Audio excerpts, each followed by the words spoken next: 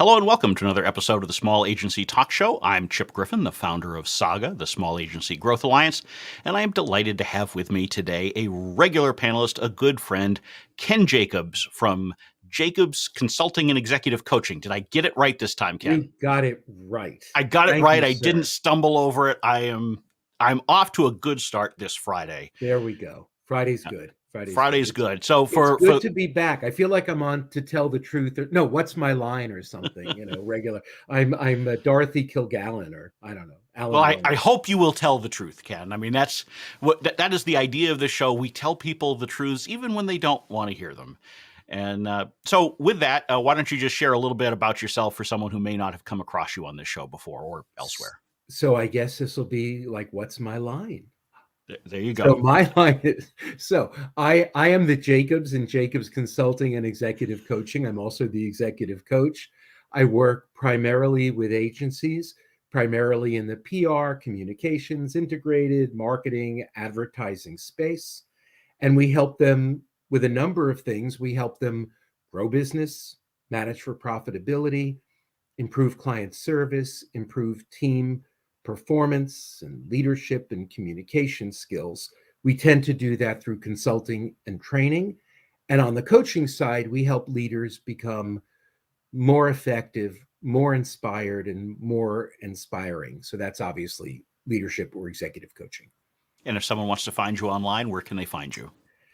www.jacobscomm.com. Fantastic. And I encourage folks to go there and check you out, learn more about you if they don't know you already.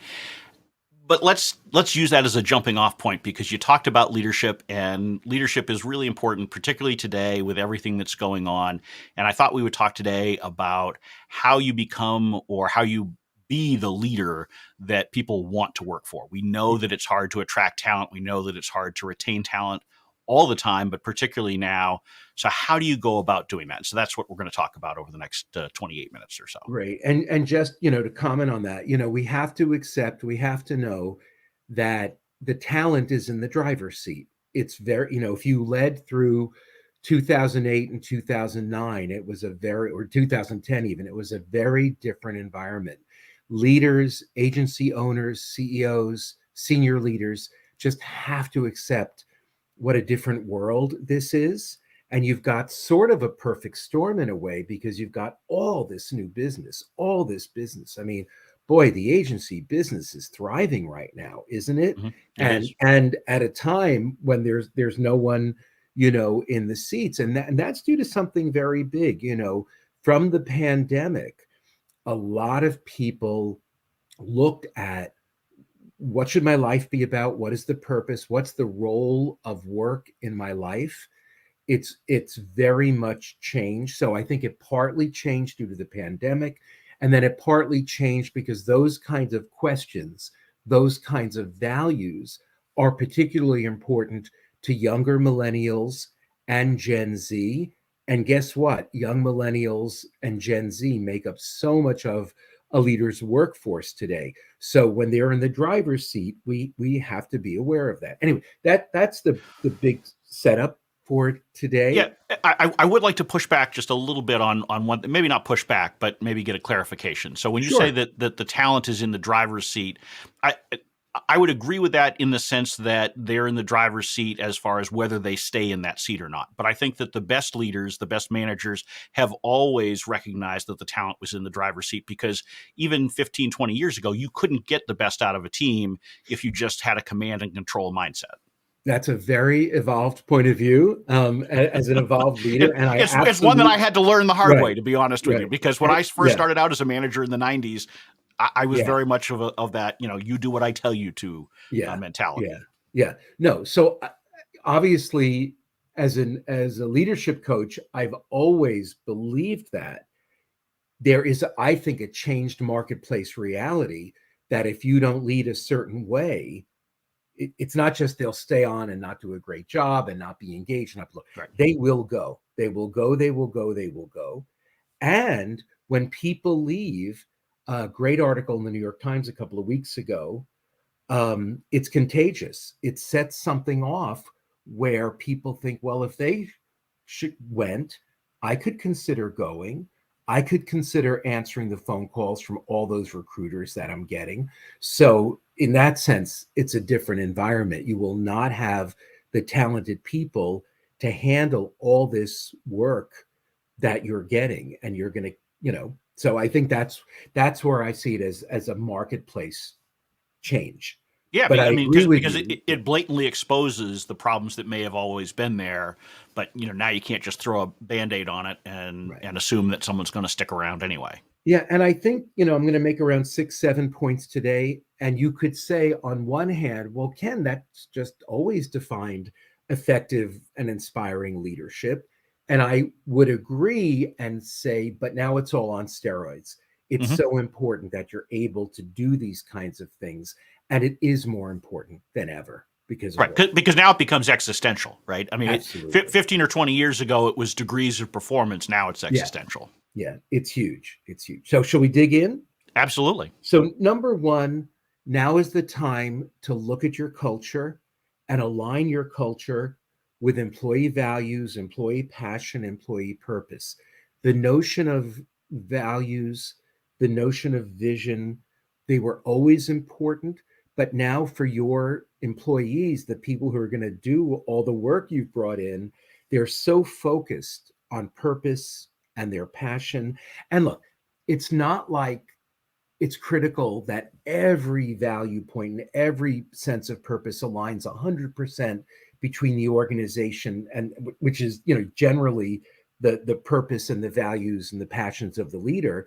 But they've got to sense enough alignment that they feel the connection. They want to do that. And more as you interview these folks, they will be asking you, what's the purpose of the agency? What are the passions here? And they're going to be looking at not just great salary, not just great benefits, but an alignment there. And they are going to be looking at that. So if you haven't looked at your mission statement, if you have one, if your value statement of your purpose of the agency, now is the time to do it. Hmm. Really, really important. That's one. Yeah, and it's Oh, it's more than what you put down on paper. It's how you actually act and behave and do things. we've talked about this a lot. You've got to live it. Whatever you put in that statement, you've got to live. Am I allowed to swear a little bit? A little bit.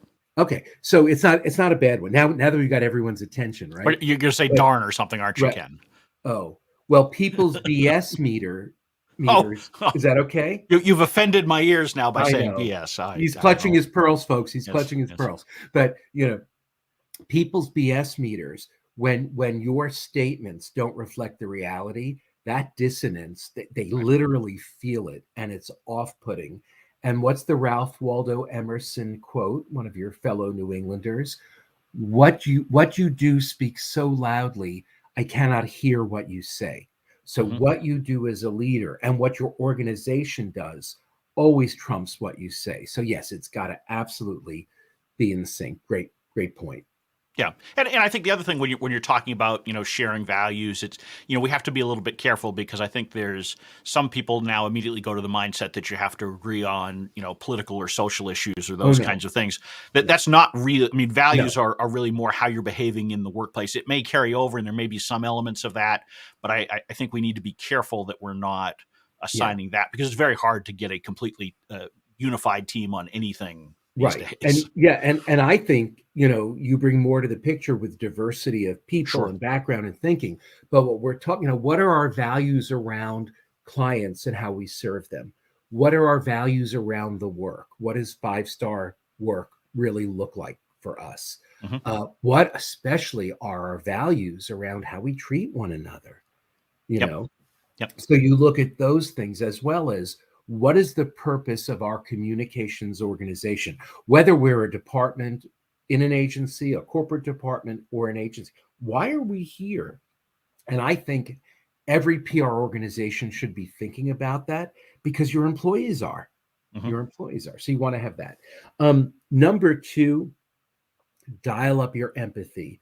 This is the era of the empathetic leader. If you've never read Emotional Intelligence version 2, which 2.0, which I have no affiliate relationship, let me make clear. But if you haven't purchased it and taken that empathy assessment, emotional intelligence assessment, now is the time. Now is the time to be a highly skilled, highly empathetic leader. You must understand what your people are going through, especially after the last 2 years. You must literally be able to feel it to be the kind of leader that people want to follow. So if you don't know what I'm talking about, you need to get emotional intelligence version 2.0. Take the assessment. You'll learn, as long as you answer it honestly, which I trust you would, you'll learn your social, your emotional areas, your EI, emotional intelligence areas that you really need to work on. We all need to work on some. It starts with awareness. But what I love about the assessment is their recommendations are so practical. And I've used it, and it absolutely works. So that's number two. Yeah, Number and sorry. empathy gets driven in large part by one of the core pieces of management advice I always give to managers, which is shut up and listen. Right? We spend way too much time talking, directing, and we ought to be doing more listening. And that you can't be empathetic if you're not listening. Well, that's my number seven. So now I don't have to say that. And let me say, as someone who was born in the Bronx, spent 2 days there, and then moved to Yonkers, and all our parents were from the Bronx, I always say, if you want to be a more effective leader, shut up and listen. Like that's how we'd say it in Yonkers. Yonkiz. Probably also Brooklyn before Brooklyn got fancy. Probably. So number three is flexibility. Now is the time to be flexible. Be open to and think about compensation and benefits and what kind of back to work policy you might have, or what kind of hybrid approach you might have, or are you all remote? How many hours are we looking at? Does it really have to be a 45-hour work week? Does it have to be 40? Should we let the employee play some role? Is now the time to say, you are a professional, here are your goals. If you get it done, I don't care if it takes you 50 hours or 32. I just Right. don't care. Get the work done. Excellent work, excellent output, excellent results, and delighted clients. So Well, now is, and I think this is one of the toughest ones to get right yeah, because there's a fine line between flexibility and chaos. yep, And as a leader, you still have to define some guardrails for that flexibility. And so really trying to listen to your team and figure out, you know, what you can be flexible about and still get the performance that everybody needs yeah, and create the environment that one person's flexibility doesn't then impact negatively a coworker, because right, that can easily happen right. too. And to me, it's assumed flexibility to get the job done, flexibility to have delighted clients, flexibility to take care of one another. And here's the thing, for 2 years, many of us, many leaders have said to their teams, wow, you did a great job from home. Wow, beautiful work. Well. So they are armed with that view. So when you look at back to work and how that will work out, again, be flexible, because they're going to remember how you told them how great the job was that they did. But I think what's important, if you focus on the what needs to be achieved here, what does success look like, what does excellence look like, to me a leader paints that picture and lets the people under them determine how. And Right. if flexibility will get us there, then I think that's worth. I would lean more towards flexibility than rigidity. Absolutely. I think it's much better to lean into flexibility. I think it is important, though, to keep a close eye on Yeah, what those policies of flexibility are causing. yeah, And in particular, for many, many years, I was an advocate for unlimited PTO because that gave flexibility to employees to take time off. And I chafe at the idea of, telling people, hmm, this is how much time you have, and with absolute clear clarity. But there's a lot of research now that suggests that unlimited PTO may actually be a negative because employees are actually taking less time off because yeah, they feel more guilty about it. So a policy that on its face may appear to be flexible may have some negative side effects that you just need to be aware of, so that you're Yeah. at least keeping an eye on it to see how you need to manage differently. But I like the idea that we're monitoring, are they taking enough, as opposed to, ooh, they're taking too much. Sure, But absolutely. I think that's uh, really important. And here's the thing, I've heard over these last 2 years, well, it'll really be better when we're back in the office because this one will work better and this one will needs my supervision and needs me there. The reality is, if you hire grown-ups and then treat them as grown-ups, and you don't have to worry that much. And if you're worried about them working from home, you they're probably not doing they're probably doing the same kind of thing at the office, right? If you really don't trust them and they don't live up to that standard and they don't embrace it, yes, they're back in the office, but maybe they're buying things on Amazon, or Right. they're watching TikTok. So the notion is, how do I build an environment of trusted professionals? Right. And I think that's absolutely critical, that you need to trust them. If you don't have trust, it doesn't matter where they are. At the Yeah. same time, I think that, there are certainly employees who do work better in an office versus at home. And it may be their choice. I mean, going to flexibility, Yeah. if you have an office still, you need to have some degree of flexibility over how the team uses that facility versus working from home. Yeah. But again, there may need to be some guardrails so that you have the opportunity to get together in person from time to Yeah. time, that, you're not there's some research that suggests that if you have a hybrid workforce, there's some discrimination against those who are not in your physical presence on a regular Mhm. basis. And so you need to just take steps to guard against those kinds of things. And I think, adding on to that, just make sure you're using the time at the office for collaboration, for meetings. Be intentional about that. Because Exactly. if everyone's in, but they're just sort of in their cubicle, that's not really what That's we stupid. want. We Right. That's want them stupid. in for specific reasons. Yeah. Related to all this, and related to your point about people maybe not taking vacation time, is to focus on their well-being: mental, emotional, physical, money, sense of satisfaction, fulfillment. Be very aware of that.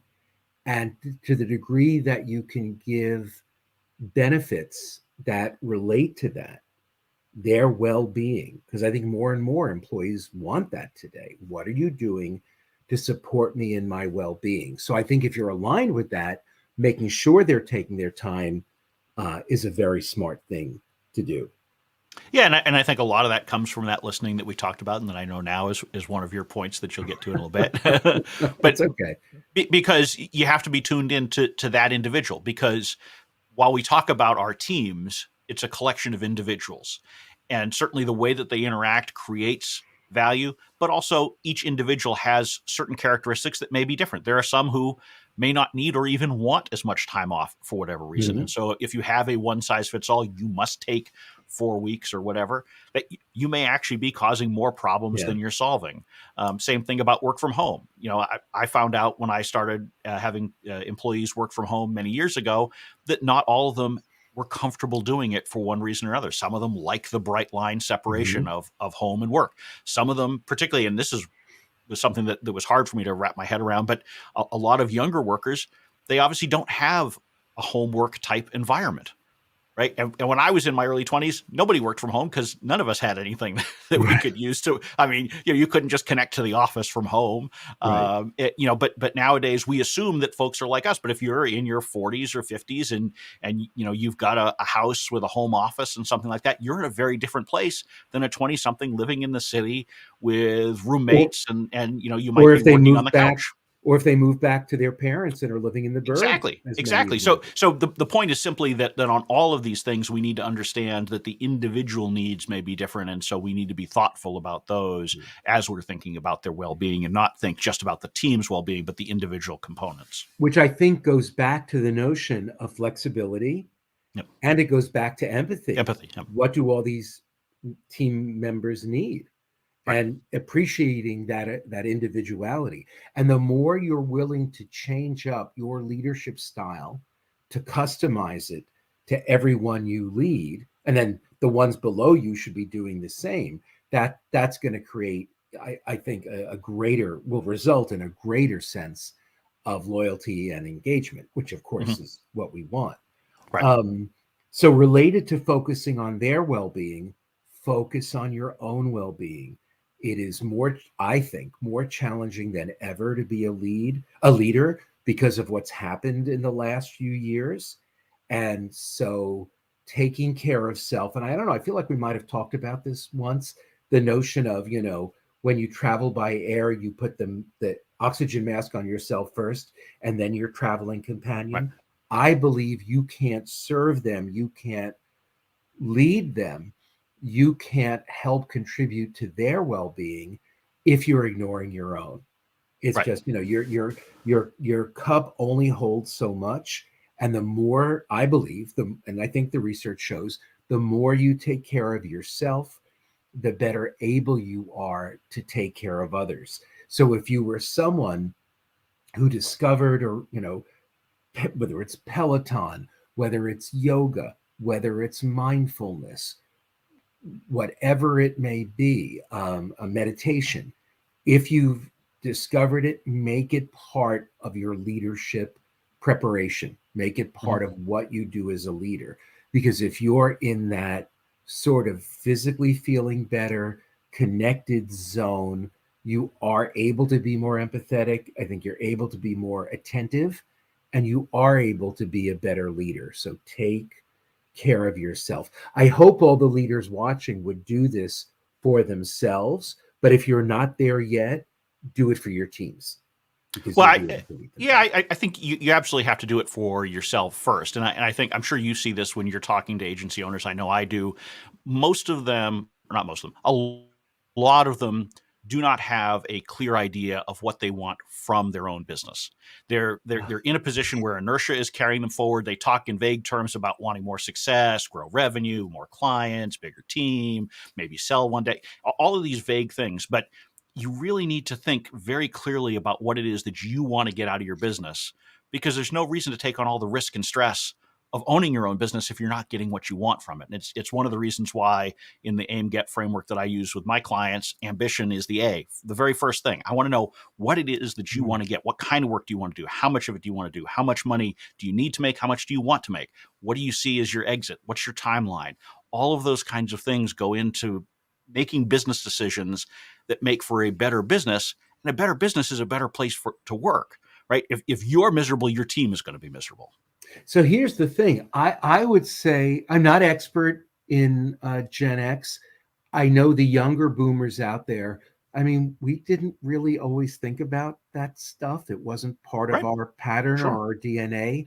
I don't know how strong that is within Gen X. I would say that whole thing you just discussed, the focus on that from millennials and younger millennials, and I think our generations can really learn and benefit from that, from the examined life, so to speak, and the examined work, and what do you want out of it, and being intentional. I think we can learn from them, because I think you will have a more fulfilling business, and you will have a more satisfying life. And this notion of, I'll start to enjoy myself when I retire, I'll start to enjoy myself when I sell, that's Right. insanity. That is complete insanity. You're living this life now.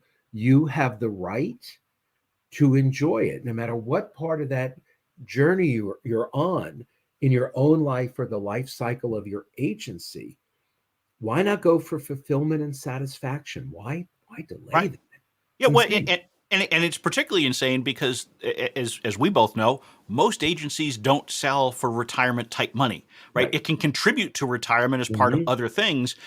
But when you sell an agency, this is not like selling a software company or something like that, where all of a sudden you get this giant check and you go live in Tahiti for the rest of your life, It's right? not. It's not. It can be a piece of your puzzle, but if you're relying, as too many agency owners do, relying on the sale of that business at the end of the rainbow, they're going to be real disappointed with what they find in that pot. Yeah, and it's going to be terribly unfulfilling. Yeah.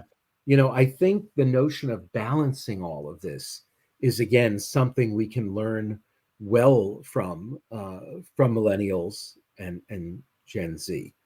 Yeah, and Absolutely. and I think I don't want to leave folks with the impression here that this is as a leader you need to be all kumbaya and just let the team figure out how to do things and all that. Hmm. I mean, as a leader, you do have to make some tough decisions. You have to make some decisions that may be unpopular with the Sure. team at times, and ultimately they will end up respecting you as long as you're thoughtful and explaining why you're coming to those decisions. And some may still choose not to follow you, but at least you've given some direction. So you're likely to be successful. You're more likely to make your team successful and hopefully everybody more satisfied with what they're doing for a huge portion of their week. Yeah, I think if you've explained why, that to your point, that is so much more important than just what's popular. And I think even people who don't initially agree with your decision, if you're treating them like grown-ups and you're explaining, and you can say, I know this isn't what you recommended. I need you in the boat with me, right? Right. Right. We'll this thing I'm envisioning, this vision, we will be more successful if you're with me and you play a role in it. And here's what I see as your role in it. Right. That can be very compelling. Right, and it's a learning process. I mean, Yeah. when I was early on in owning one of my businesses, I had some business partners. We had a meeting with some team members. One of the team members said, "Why do I need to do this?" And I said, "Because I said to." and and so my That business may not part play today. That may my not play it today. didn't play then either, I'll be Yeah. honest with you. And so one of my business partners gently took me aside after the meeting was over and said, you really that's not really the way that you want to do this. And so he was very helpful in pointing Yeah. out the error of my ways. And that certainly has stuck with me. And I think we all need to first of all be willing to take that kind of constructive criticism, whether that's from a business partner, a board member, an employee, a client, whomever. But we also need to be thoughtful about how we're having these interactions because it really does make a difference, particularly today, to Yeah. come back to the point we made at the top of the show. And for the record, I dissuade my clients from calling it constructive criticism because too frequently we forget the constructive and we go to the criticism. Yeah, And I haven't figured out, is that a Western world thing? Is it North America? Is it US? Or is it agency? Because in our DNA is to fix stuff and make it better. But I encourage them to think in terms of constructive feedback, right. because not only are you going to help them make a better work product or a better result or even more of the desired behavior, but every one of those interactions is a chance to construct trust, which builds the relationship full of respect, which actually then opens the person up to want to get more of that from you. Whereas if we think in terms, like most people, of constructive criticism and we just go to the criticism, people shut down, even if they've given inferior work or they've demonstrated some just crazy dysfunctional behavior. Because of the role of the ego, they will defend it no matter what. Absolutely. Whereas, yeah. And I think it's key to understand how each individual team member responds, right? Because there are some who are like, just don't sugarcoat it, just tell me what I need to do. There are Mm, others who even if you're being completely constructive and it is just feedback, they immediately see it as criticism and turtle up and get defensive and all that kind of yeah. stuff. So you really need to understand how you interact with each team member so that you get the most out of them. Well, that goes to the notion of customizing your leadership style for everyone that you're leading. Because a Right. lot of people who say don't sugarcoat it, that may not really be the truth. There may be something else going on there. And Correct. and I think with the ones who get defensive and hear it as criticism, critique, then you as a leader have to figure out, how do I get them out of this? How do I get them not only non-defensive, but open to my thinking, open to this feedback? And, like it takes a while. People have been so used to, I think, this constructive critique that when they get truly constructive feedback, it can be an adjustment. But I know with time, if a leader can switch into it, they will have better results. No doubt in my mind. I've seen it. And I've seen it yeah, happen. and if you're a leader trying to figure out how to have these conversations with team members, I'll refer you back to last week's show with Brad Ferris and Patrick Rogan, because we talked about having those performance related conversations with team Mm, members where you are providing feedback, and we offered some specific suggestions on how you can provide that feedback without getting them to be defensive yeah. and putting them in a position where that they're not part of the solution anymore. So Yeah. And um, how will I get them to want to have the next meeting like this? Because right. in the world of PR, you're leading people who may not be as experienced as you, or they're working on their skills. So having them open and want to have these sessions, and knowing that you as a leader, that you believe in them. They may not be where you need them to be yet, but you believe they can get there. There's very little as empowering to someone as a leader who believes in them and communicates that. And if that's the foundation, along with trust and respect and some other important things, that's where you're really teaching and mentoring. And I think that's really important. And I think that's a great way to wrap up the conversation. It Yeah. sort of encapsulates a lot of the points into one overarching philosophy. And hopefully, as listeners have gone through the last half hour, they've gotten some good ideas about how they can make some adjustments to their leadership style to be the kind of leader that people want to work for, to help with both recruiting and retention in a very difficult talent environment, and one that doesn't look like it's going to get better anytime soon. So that will bring to an end today's episode of the Small Agency Talk Show. Ken Jacobs, I've been very happy to have you with me today. You've offered fantastic insight. If you could just Always a pleasure. remind Always a folks once pleasure. again where they can find you online if folks want to follow up with you after this. Yes, on the website www.jacobscomm.com, or Ken at jacobscomm, or as we like to say, mm.com. Excellent. And if you want to see previous episodes of this show or any of the other videos that Saga produces, just go to smallagency.tv. And if you want to subscribe to the podcast, go to smallagencygrowth.com. And with that, we'll draw this show to a close. I wish you all a happy weekend, and I look forward to having you all back here again very soon. Thank you.